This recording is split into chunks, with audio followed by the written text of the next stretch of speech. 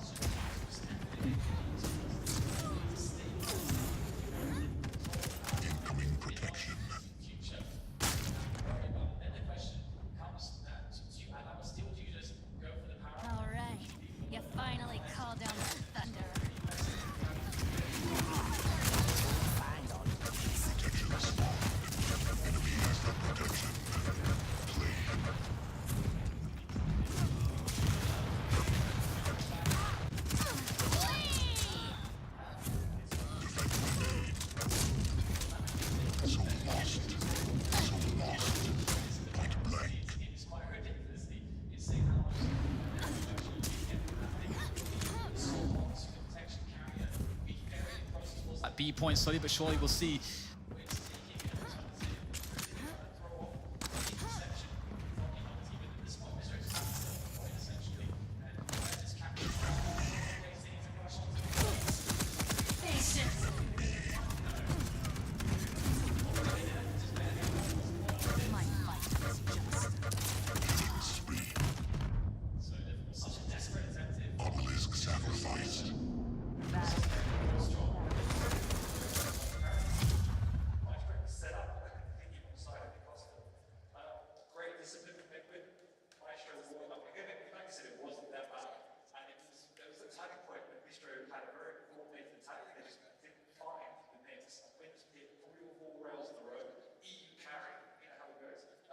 Round 2, fight. Bozo.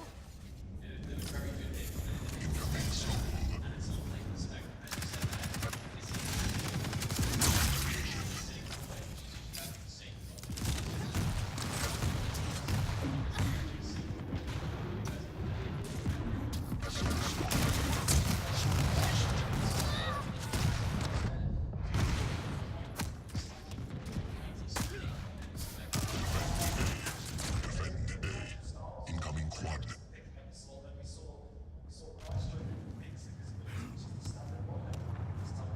Stopwatch.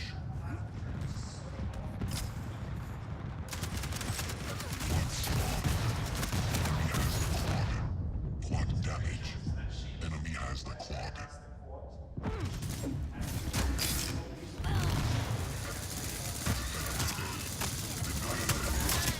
Breaker. Quad damage. Denied. Excellent. Enemy has the quad. Soul lost. Stopwatch.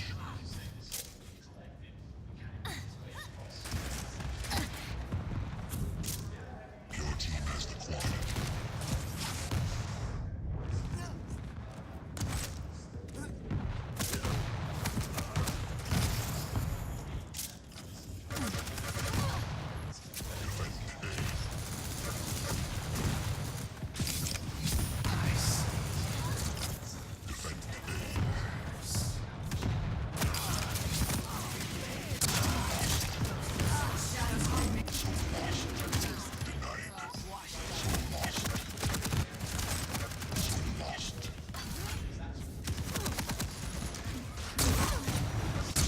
Team gets space to get the power up to defend with, then the game can basically be over from that point. Yeah, and the problem comes in that Team Liquid was so well organized in defending that point B, which is far more open, that myztro are having an exceptionally difficult time in really getting in. And every time they do capture, they're always so weak that Liquid set up right in that mid ground and they can't get it back. And that's just exceptional play from Liquid, very well drilled. You can see Hell was trying to make an effort there in with Slash. Hell being a very proficient Quake 4 player back in his day, so definitely a character which has a movement set that will be appealing for him. But again, he was sort of alone in that attack there. But you do want to try to get someone onto the point, as you mentioned before. Slash is a great hero or champion to get onto that point. Yeah, no, Slash really is. But the problem is, if you don't have that follow-up, then it's completely useless. We see a Telebrad coming out there. From Wins. Yeah, and he's the wins on the protection already, having the soul on that point. How on earth are they going to get in there? Now, this should surely be another 20-30% going towards Liquid. This is a very, very desperate situation, but we do know this to be one of myztro's worst maps, I think it's fair to say. For sure. We saw them in the regionals picking out the clutch. And the reason I like them when they play with the clutch is because it really tackles that key deficiency that we've seen in this map, in that they lack coordination as a team. And when you have that...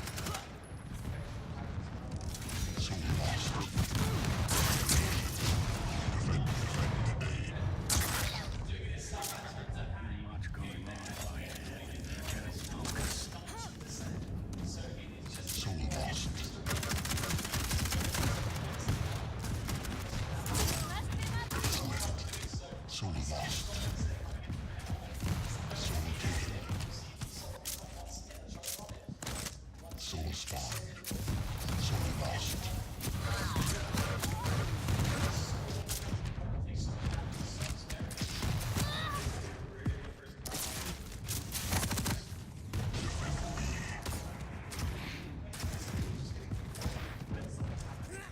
Failing to regroup can really just mess up the entire defense that you have, and they've just all reactors for and gone to their relevant positions, and that's made myztro's job absolute hell to actually even get anything on the board for either one of these rounds.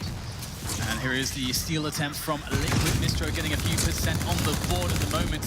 Here on point A, it's going to be a hard one to hold, though, as the pressure is unrelenting from Team Liquid, just rushing in at the moment, trying to see if they can get some pickoffs. It's not going too well. It's like... Yeah, and all of myztro are so weak. Look at their health bars. They're all on like 10 health. All it takes is for a Nyx to come in and snipe them all off. And the question, though, is whether or not they can regroup to get anything done here, because this is the problem. The power-up will spawn, and Liquid have so much of a buffer percentage to work with on their side of things that they are able to get that power-up, get the steal. Yep. They're throwing it across now towards Rel, going for the fastest throw line with that salt. And look at him moving his forward, just making sure, shepherding the way, the quad's going in front, bullying the way for the soul. And this is, we just see the basics done well in this game is what's making Liquid win. And now they're just playing it safe, just going for the suicide there to transfer the quad onto someone who is healthy and onto the Anarchy as well. So much interception potential here, but perhaps that moment when they were switching the quad actually allowed the steal to happen there for myztro, but it looks like it will only be momentary, and perhaps this is just an inevitability now. 99% Liquid going for the defense, still keeping one on that obelisk, another one sneaking on there, but they will be eliminated.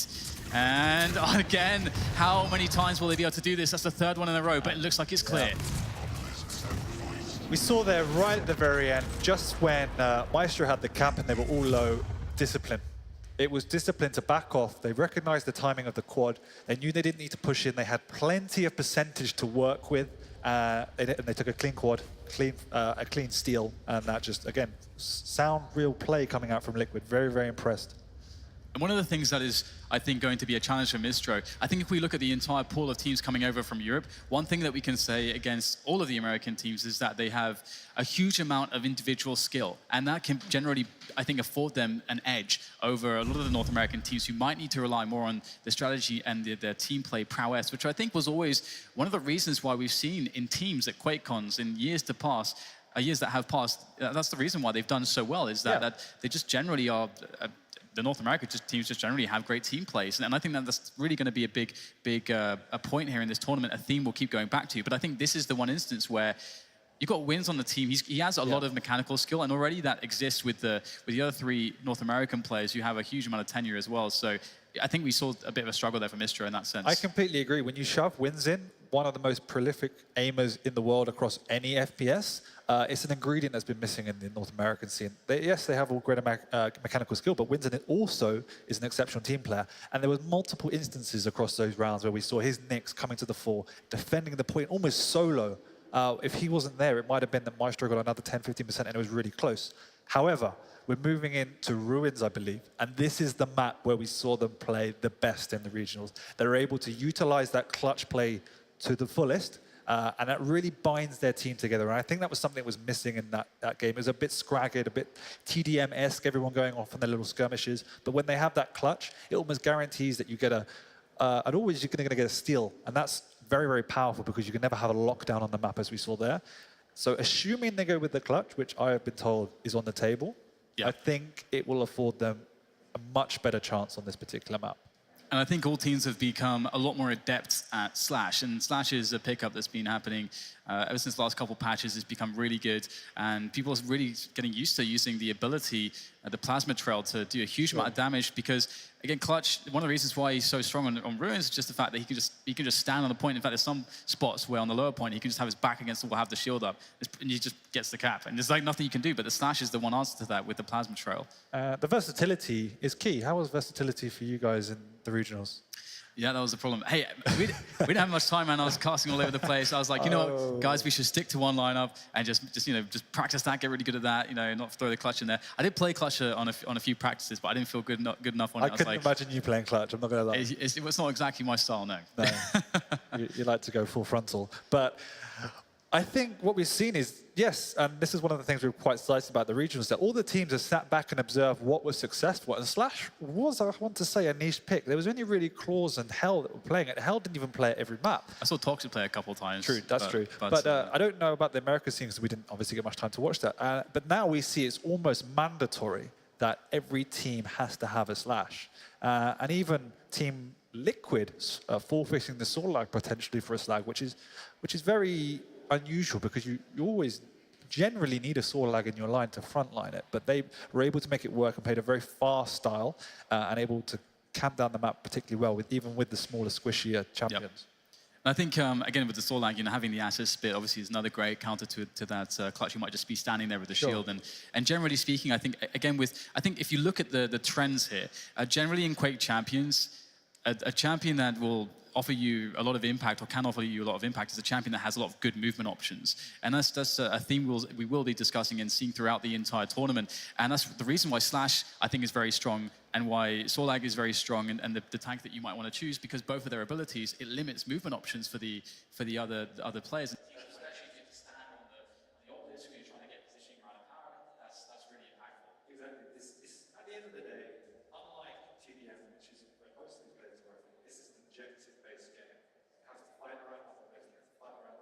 So you have champions with ability to control those areas, for instance, defending the obelisk. If that nullifies one attack, you then put your team under 15-20% before that puts extreme pressure on the team to mobilize quickly. And every subsequent attack becomes a little bit messier, a little bit messier. That's why we do see these massive score gaps, because it just increases the pressure and you see the coordination starting to crumble as the pressure comes in. I would really like to see on Ruins, and we might not get to see it especially in this tournament, but if you're not too fast, they became quite well known for playing a 4-tank lineup, which I don't think was a 3-tank lineup. So, I mean, if they were going to do that, they would have to do it, but yeah. I would love to see it. I'm a big fan of the tank champions, but at this point in time, I think throughout the tournament, it's going to change slightly, but at least in the practice leading up to this, it's been very small champion meta, each one's the quick one. And I think 2Z to an extent more back to the 4, obviously the way the patch has changed has altered the dynamics, but 2Z style, where they get a hit and they just kind of rush in like a swarm of tanks. They're just going to swarm your base. That's really pushed to the 4 these sort of champions saying, hey, this is a great play style. It's actually fun to see wins again because it's you put him on some muscle, man. He's ready to crush skulls between his biceps. Well, we train him really. Some things. You're going to the gym 3 times a day. What's that about? Why are you doing that? I've got a lot of time. Yeah, you just hate yourself. I have a body dysmorphia or something. I don't know. Just have to. Okay. Let's not. Okay, this is probably a topic we shouldn't investigate further onto. It helps my aim.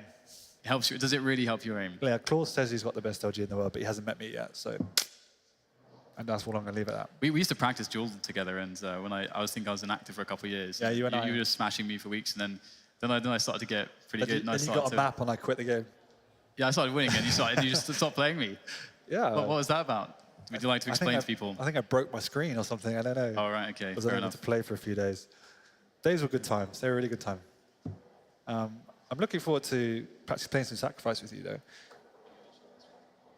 We're just waiting. I think there's a little bit of a technical issue, but we are moving into Ruins of Sarnath. And I don't know, do you think the clutch is still viable? Well, hang on for a moment on that course of conversation, because we did speak to myztro earlier, so let's see what they had to say. I'm Hu. I'm playing for Team myztro. We met each other online. Hel and Garpy, I've known them for over a decade, and Hypno I actually met 3 months ago. They needed a 4th player, and that's where I stepped in. This is actually the first time I'm really competing with a team. It's really nice to have good teammates you can rely upon, whereas in duel, you really have to rely on yourself. So that's what I like most about playing in a team game. It's just the team aspect and team bonding aspect. Sacrifices is a really fast-paced game. A lot of decisions are made within a split second, and you don't really have time to think about it. You just do it by feel. And since we have, all our players have played FPS games for over 15 years, so they all know what to do at the right time. We go in when we have to, and we defend when we gotta defend. So it's all based on experience, based on gut feeling, and I think we lead that well to our opponents. I'm expecting us to go through. Fast play style, backwards movement with anarchy, good fragging power, good quad runs. It'll be fun to spectate.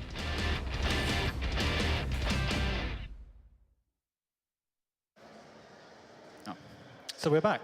We are back indeed, and just hearing a few words from the legends there. And that's the thing as well. A lot of people, because they might be very familiar with Quake history, they might not be as familiar with the history of UT, because we've got Hypno sitting there, and he's a legendary UT player, a championship level player, being able to just win a huge amount of duel titles. One of the best duelers in the history of UT. So just the first two players on camera there, the combined experience is pretty remarkable. And then you have Garpy, Half-Life world champion from, I don't know, 25 years? I don't know, 20 odd years ago? Yeah, exactly. And then Hell from Wales. It's hard to live up to the level of experience there. But Hell, of course, is a player that's been playing at the top level of the European scene forever as well. I mean, he's a guy that has been bashing heads with all of these names in Duel, in Quake 4 and Quake 3 back in the days also. And I used to play. I mean, he's been very prominent in the UK scene. We've played against him for a huge amount of time as well. So he's incredibly experienced. He's got a lot of lands under his belt. Yeah, and it wasn't showing in that last map. That's the problem. All of these guys, we look at their backgrounds and we say, yeah, they're all world champions. They're all top quality players, which is absolutely true. But they don't generally have the team background. And this is one of the things we found when we were speaking to Zacubus, the manager, previously, is that when the pressure comes on and when they haven't got that coordination and that focus, you generally see them branching off and doing their own thing in a very TDM-esque, jeweler-esque style, and that really costs them against a very well-oiled machines, should I say, such as Liquid, which we just saw great coordination coming out throughout both rounds, and it's a big difficulty. And this is why I asked the question: do you think the clutch is still viable? Because I think they do need it just to gel that team. Yeah, I think you're right. I mean, we did actually speak to Zacubus a little bit before at the regionals, and he was describing generally some of those issues, also saying that, as you mentioned, Clutch was a really cool focal point to sort of bring them together, and because, as you say, like they have the intuition of dual players. Ultimately, I think that's a really good point to bring up, and it's one of the struggles that they might have to deal with, and it's something that they will have to overcome if they want to if they want to go very deep into this tournament where we have a lot of very skilled teams. And I have to say, that's one of the things I do really love about Team Liquid is, and watching them, and is the fact that these are amazing team players, and it's a very different mindset to have, and it's again one of the reasons why a player like Rafa or Dahang, for example, and Wins as well. They are all three of those players are incredibly good in both individual and teams, and that is quite a remarkable thing to say, that you can be so good at both disciplines. It's not a commonly held onto thing. No, and I agree. I'm loving seeing Rafa winning on the Anarchy, because his role is so well suited to what he does. And again, we spoke about, they have Wins in there just to fill that real aim-heavy, team-based role. And it just seems that they found a great strategy that's working for them. Absolutely, and it does appear we do have a technical difficulty causing a delay. So we'll take a quick break, but we will be back here at the Quake World Championships.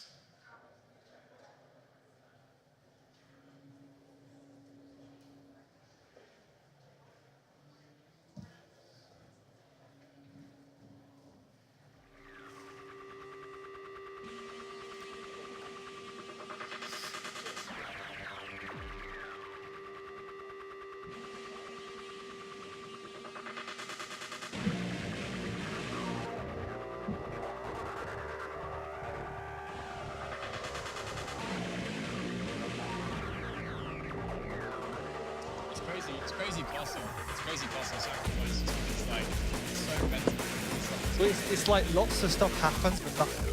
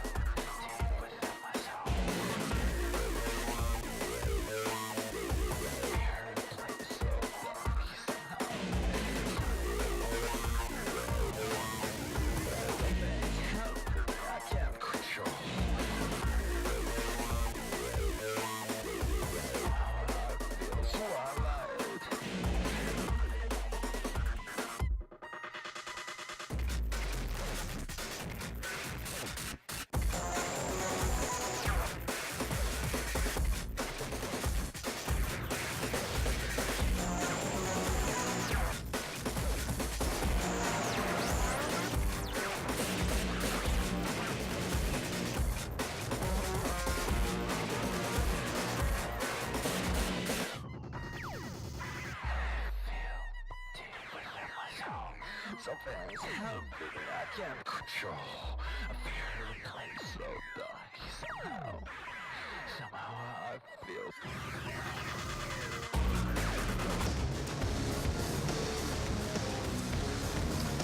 Welcome back. It is time to get things kicked off here. We'll be moving into Ruins of Sarnath between Team Liquid and myztro Gaming. The Europeans versus, well, North America, but with one European as well. Yeah. Being quite formidable so far. Yeah, they're really, really solid. But I want to favor myztro. I want to. My heart says myztro for Ruins of Sarnath. I don't know. Yeah, it's very hard to say again due to the fact that with Team Liquid, we've yet to really we don't have a lot of data on how they play against European teams, but it has kicked off already here on Ruins of Sarnath. We'll have to see who can pick up the first soul. It's often very chaotic. A lot of teams like to hold on to the rocket launcher position, and then they can kind of drop in the damage, pick up the soul, maybe ferry it to the upper point safely, but we'll get the steal coming in there straight away. And again, so much chaos. Who's actually going to end up with it, though? Looks like the cap will be happening here onto the lower point, and it will go to Team Liquid. And we see no clutch coming out from myztro, and I guess that validates the fact that they just don't think it's viable anymore. And that worries me because I think even though it's not strong, they just need that focal point where they can base their play around that clutch's shield. It's definitely a very difficult play style as well. Perhaps if they're not feeling confident with it, I can understand, I can sympathize. It looks like the powerful spawn, the quad damage is active somewhere. And of course, Liquid already up to 20% here. And it's very important to have the right positions when you're holding this defense. We'll see if they can do that because, again, you know, Wiz has this quad. He's coming in from the connector, the upper stairs point, and he will recap it straight away for his team. But you can deny a lot of the close spawns when you actually get set up, and you can really snowball things very quickly on this lower point. It gets honestly really difficult to deal with. Yeah, and Wins's play across both maps we've seen so far has been incredible. His positioning is spot on. He plays that next to a T. Nobody finds him, and he does a massive amount of damage, and that just makes myztro's life hell trying to get in on these obelisks. Absolutely, and right now it's actually a problem for Liquid because they haven't stabilized control of the stairs that we could see actually being pushed, and Wynn's trying to defend, eventually going down here. You see Liquid still able to go for the defense here, but it looks like myztro have made a decent effort. 4 players on the point for the steal, but the question now is whether they can get that across, and I think it's being recapped here. Yeah, and again, we see 3 frags in a row coming out from Wins, just popping, didn't even pop the Ghost Walk, just great positioning, standing at the back, picking people off. Nyx is so annoying. You never know if they're going to go in Viz, re-engage, or just go to a completely different location, and you're just left there just thinking the worst and preparing for them to basically appear from your back. So very annoying to play against Wins, putting it to expert use, and already 70% here for Liquid. Yeah, the next power-up is going to have to be good for myztro. Well, this is the problem. Like, do they even have time? Because it's 26 seconds, 74%. I don't think they can commit. They have to steal this obelisk. We shall see. It's going to be a tight one, that is for sure. And at the moment as well, Liquid can actually, essentially, they go straight for that power-up. They can risk it if they want to, and it is a protection. Protection incredibly strong. It's the power-up that myztro needs, but if they don't get it, if they lose that protection, that could be it for them in this one, and they'll get the steal, but will they be able to cap it? It doesn't matter, and it's a quad. That's really unlucky. Oh no, sorry, my bad, it is a protection. I completely missed that. But it doesn't matter. Step it up. Sorry, it's on Liquid, so it doesn't matter. It's okay, first game of the day. Everyone's warming up, but it looks like myztro need to warm up a bit more than Liquid here. Liquid able to get that steal back with the protection. This is the problem when you get a start like they got, where they will survive and they get it basically perfect from the start. They get the initial soul, they get the cap, and then they get that second power, and it's a protection. You could see the game run away like this, and even though the defense is, rather the attacks are coming in, right now it's a desperate sprint. They can't really set up or coordinate because they just have to get the bodies on the point. And this is the problem we were talking about. When you do leave it so late, that you have to make that desperate push, you're never really going to get in. It's just such an easy round for Liquid. But the problem started right at the beginning. All of those attacks were really fragmented, and that caused great problem. And Wins had a field day, just standing at the back, picking one after one after one coming in. Yep. myztro need to stabilize. They need to get a pick before they push in. At the moment, they're just trying to push the point without taking anyone out or doing any initial damage. And that's a real problem because Liquid's defense is solid.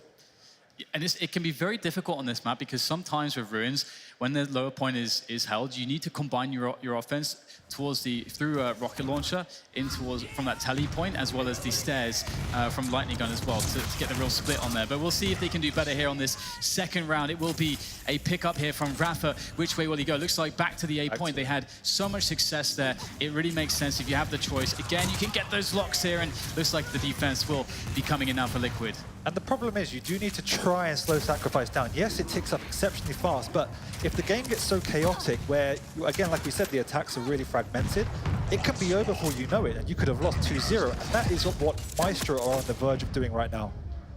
And there is the quad there. It's just out there in the open. It looks like it will be collected, I think, by Liquid, I do believe. Yeah, we can see the value that those teams place on quad isn't very high, just 2 people there. As the power-up, it's not exceptionally strong, as we said, compared to the battle suit, so not the end of the world that myztro didn't get that. Trying to clear everything out here, but myztro not able to really make it happen. They do get the steal eventually. Who looking to get out of there, but it's going to meet the pummel, the gauntlet of Rafa, and he will be able to pick it back up for his team and get the cap back onto way. myztro in a sorry state of affairs at the moment, as the quad will now be gone, but Rafa still holding on to things. Very low, but his teammates are coming in to help him out. Yeah, and I'm super impressed by the way Liquid are playing, the way in which they react to every single pull. If myztro are taking the soul, then they all back off to their relevant positions in the tunnels and stop it going anywhere. Otherwise, they're just keeping stacked, maintaining their positions around the obelisk. I mean, it's just absolutely flawless, but textbook play. And it's always interesting to see how teams actually position people when you have a defensive setup. But to hold that fort here, we have a good push coming in here. But the rocket there from Rafa's very good. A huge amount of damage. The throw will go out to the teleporter. We'll see, though, whether or not this will actually be called. And if myztro can get a good, or rather, sorry, Team Liquid can get a good interception. The power-up is coming in about 40 seconds as well. So that's the next obstacle if myztro are to cap. And yes, and once again is the dilemma. Do we commit full for this power-up, or do we go for the soul? And they decided to go for the soul. Well, able to get the cap hit.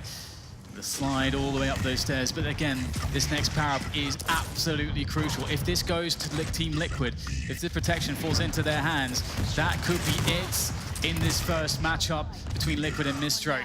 They must get it, and of course, they know that they have to prioritize so much to get it. If they get a free back cap of that soul, goes straight back to the base of Team Liquid here. But who got the protection?